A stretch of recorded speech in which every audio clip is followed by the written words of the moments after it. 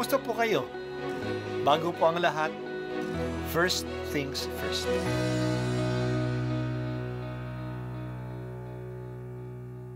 Good morning po. Sinisimulan po natin ngayon ang first things first. At dito po, tinatalakay natin sa unang bahagi ng umaga natin ay ang first readings na binabasa po sa banal na misa. Ito pong tinatalakay natin kasi madalas po marami na tayong alam tungkol sa gospel readings. Pero konti po ang nagsasalita sa first readings. Pero ang first readings, bahagi din po yan ng Biblia, ng banal na kasulatan.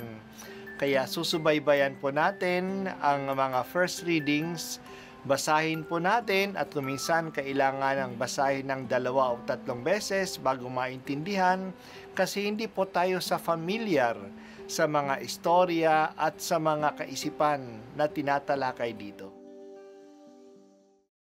Ang pagbasa mula sa mga gawa ng mga apostol. Mahal na Teofilo, isinalaysay ko sa aking unang aklat ang lahat ng ginawa at itinuro ni Jesus, buhat sa pasimula hanggang sa araw na siya'y umakyat sa langit. Bago siya umakyat, tinagubilin niya sa pamamagitan ng Espiritu Santo ang mga apostol na kayong hinirang. Pagkatapos ng kanyang pagbabata, maraming ulit siyang napakita sa kanila. Sa gayon, napatunayang siya'y buhay. Napakita siya sa kanila sa loob ng 40 araw at nagturo tungkol sa paghahari ng Diyos. At samantalang siya'y kasama-sama pa nila, kanyang tinagubilinan sila. Huwag muna kayong aalis sa Jerusalem. Hintayin ninyo roon ang ipinangangako ng Ama na sinabi ko sa inyo. Nagpabinyag nga sa tubig si Juan, ngunit di na magtatagal at bibinyagan kayo sa Espiritu Santo. Kaya't nang magkasama-sama si Jesus at ang mga alagad, nagtanong ang mga ito, Panginoon, itatatag na ba ninyong muli ang kaharian ng Israel? Sumagot siya, ang mga panahon at sandali ay itinakda ng Ama sa kanyang sariling kapangyarihan at hindi na kailangan pang malaman ninyo kung kailan iyon. Ngunit bibigyan kayo ng kapangyarihan pagbabasa inyo ng Espiritu Santo. At kayo'y magiging mga saksi ko sa Jerusalem, sa buong Judea at Samaria, at hanggang sa dulo ng daigdig. Pagkasabi nito, siya'y inaakyat sa langit, samantalang nakatingin sila sa kanya, ay natakpan siya ng ulap. Habang sila'y nakatitig sa langit, 2 lalaking nakaputi ang biglang tumayo sa tabi nila. Mga taga-Galilea, sabi nila, bakit kayo narito't nakatingala sa langit? Itong si Jesus na umakyat sa langit ay magbabalik tulad ng nakita ninyong pag-akyat niya. Ang salita ng Diyos. Salamat sa Diyos. Isa lang ang manunulat ng ikatlong ebanghelyo at ng aklat ng gawa ng mga apostol. Iyan ay si Lucas. Ang 2 aklat na ito ay sinulat niya para kay Teofilo. Hindi natin gaano kilala kung sino siya. Maring siya ay isang taong may katungkulan sa lipunan o kaya sa simbahan. Maaring ding siya ay hindi isang tao, kundi isang kumakatawan sa lahat ng mga nagmamahal sa Diyos. Yan ang ibig sabihin ng pangalang Teofilo, ang nagmamahal sa Diyos. Ang ebanghelyo ni Lucas ay tungkol kay Jesus. Mula sa pagkapanganak niya sa kanya hanggang sa kanyang muling pagkabuhay at pag-akyat sa langit. Ang gawa naman ng mga apostol ay tungkol sa simbahan. Mula sa muling pagkabuhay ni Jesus hanggang sa pagpahayag ni Pablo sa Roma.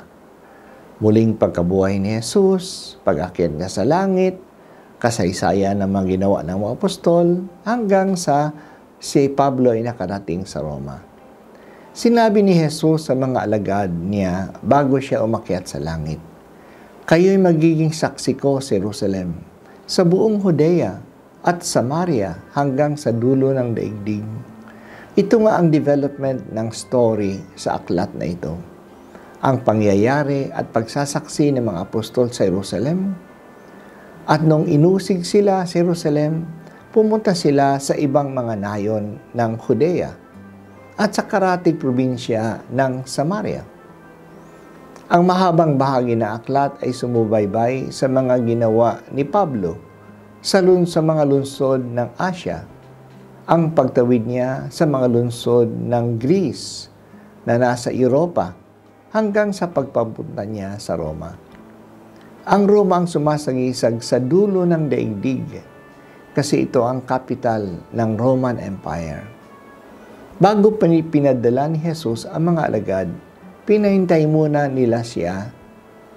Bago pinadala ni Jesus ang mga alagad, pinahintay muna niya sila sa Jerusalem upang matanggap nila ang pangakong Espiritu Santo.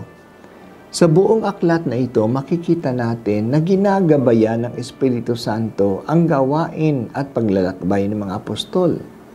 Dahil dito masasabi natin ng aklat ng mga gawa ng mga apostol ay aklat ng Espiritu Santo. Siya ay palagi nananatili sa simbahan. Ang pag-akyat ni Jesus sa langit ay hindi pag-iwan niya sa kanyang mga alagad. Sinabi ng dalawang lalaki na nakaputi na bigla na lang tumabi sa mga apostol habang sinusubaybayan ang pag-akyat ni Jesus sa langit, na siya na umaakyat ay babalik uli. Marahil ang dalawang ito ay mga anghel. Pinaalala sa mga alagad na si Jesus ay babalik uli. Kaya gawin nila ang ipinagagawa ni Jesus habang inaabangan nila ang kanyang muling pagdating. Marami mga tao at mga grupo na nag-speculate kung kailan dadating ang wakas ng mundo o ang pagdating ng kaharian ng Diyos. Sinabi ni Jesus na huwag itong pagkaabalahan. Ang Diyos lamang ang nakakaalam nito. Sa halip, ang pagkaabalahan natin ay gawin natin ngayon ang pinagagawa ni Jesus na ipalaganap ang paghahari ng Diyos. Gagabayan tayo ng banal na Espiritu sa gawaing ito. Sana po matagpuan tayo ni Jesus na ginagawa ito. Ang pag-akyat din ni Jesus sa langit ay paalaala sa atin na hangarin ang langit. Ginagawa natin ang ating misyon sa lupa upang tayo ay makapunta sa langit. Taga doon tayo. Habang busy tayo sa mga gawain sa lupa, sana tinitingnan natin ang mga gawaing panlupa ay hindi sana tayo maging hadlang. Hindi sana maging hadlang ang mga gawaing panglupa sa ating pagpunta sa langit. O Panginoong Hesus, patuloy po ninyo kaming gabayan sa aming mga gawain na balang araw maabot din namin ang langit kung nasaan ka. Kami ay duroon din kasama ng lahat ng mga banal.